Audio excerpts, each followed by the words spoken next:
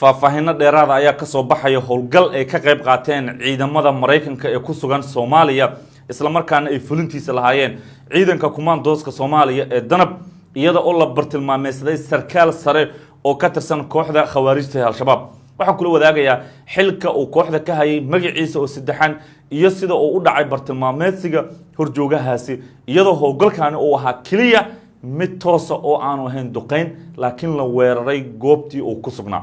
haddaba macluumaad dhammaystiran oo arrintaas ku saabsan ayaan kula wadaagaya iyo faahfaahinno dheeri ah oo ku saabsan howlgal isna duqeynaha oo ka dhacay galabta deegaanka Sumadaale ee gobolka Shabeellada Dhexe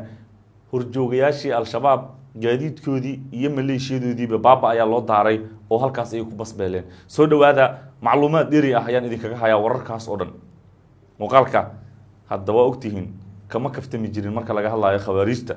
laagta iyo shartu waa muhiim meel dheer gaarsii jabka cadawga soo dhawaada meel walba caalamka ka joogtaan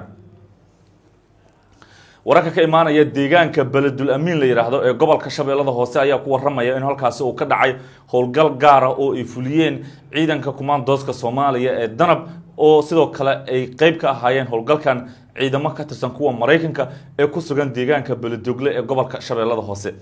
howlgalkan waxaa la sheegay in ciidanka oo wato diyaaradaha qumaatiga u kaca inay ka degeen deegaanka Beledul Amiin diyaaradahanina waxay ahaayeen kuwa aan dhawaaq lahayn ama aan juuqdooda la maqlin waxaana la sheegay in halkaasi lagu bartilmaameedsaday horjooga sare oo ka tirsan kooxda khawaarijta ee al-shabaab waxaa la sheegay in howlgalkan qorshuhu uu ahaa in lagu kharijiyo horjooga sare oo ka tirsan kooxda al-shabaab kadib markii ay heleen ciidamadu xog la xiriirta horjoogahan kaas oo lagu magacaabo Maxamuud Abuukar Axmed loona yaqaano Sufyaan oo ah magaca kooxda khawaarijta dhexdooda looga yaqaano sidoo kale horjoogahan sare argagixisada kooxda al-shabaab ka tirsan ayaa la sheegay inuu u qaabilsanaa xilka sirdoonka militariga ee dhanka xuraansiga iyo xogaha ciidamada ajaanibta ah ee ku sugan Soomaaliya wuxuu ahaa sharwade dhib badan oo sidoo kale la sheegay inuu ururin jiray xogta ciidamada shisheeye ee Soomaaliya joogo wadamada ay ka yimaadeen tirada ciidankaasi meelaha ay degan yihiin iyo sida ay kooxdu u bartilmaameysan karto dhammaan macluumaadyadaasi ayuu ninkan qaabilsanaa waxaana uu ahaa horjooga sare oo kooxda ka tirsan waxaa la sheegay in ciidanka kumaandooska Soomaaliya ee danab oo ay wehelinayeen ciidamadaasi Mareykanka iyo Maleeshiya uu watay Sufyaan in dagaal kooban uu ku dhex maray deegaanka Beledul Amiin ee gobolka Shabeellada Hoose kadib markii loo daatay gurigii uu deganaa halkaasi waxaa la sheegay in lagu dilay 4 kamida kooxdii la socotay iyada oo sidoo kalena isaga oo dhaawaca uu baxsaday sida lagu soo waramayo Sufyaan waxa jira warar kale oo soo baxay oo sheegaya in dhaawacii soo gaaray uu u geeriyooday inkastoo geerida Sufyaan aan ilaa iyo iminka si dhaba loo xaqiijin karin laakiin 4 kamida kooxdii isada la socotay ayaa la dilay kuwa kalena waa ay baxsadeen isagoo dhaawaca ayaa la sheegay in maleeshiyadu ay la carartay oo u suurta gashay inuu halkaasi ka baxsado laakiin xog ay heleen ciidamadu waxa ay tilmaamaysaa inuu dhaawacii soo gaaray u geeriyooday isla markaana uu ku geeriyooday gobolka Shabeellada Hoose sheegay in howlgalkan intii uu socday ay ku geeriyoodeen xubno kamid ah qoyska khawaarij Sufyaan oo ku sugnaa guriga la weeraray xilliga uu weerarku dhacay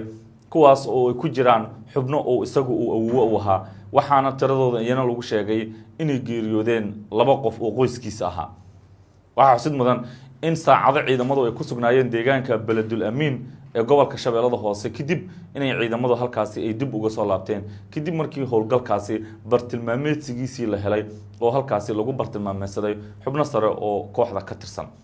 ma jirto faahfaahin intaas ka badan oo la heli karo ciidamadu waxay sheegeen inay wali wadaan xogta iyo macluumaadyada la xiriira weerarkan ka dhacay Beledul Amiin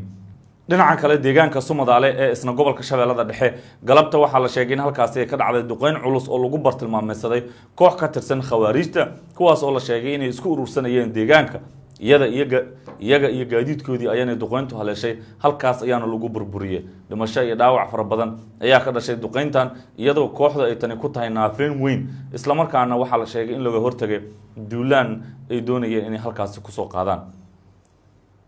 ma jirto iyana sidoo kalena wax warar oo intaas dheeri ah oo ka soo baxaya duqeynta Sumadaale wixii soo kordhase waad ogaan doontaan iyana aad iyo aad ba u mahadsantiin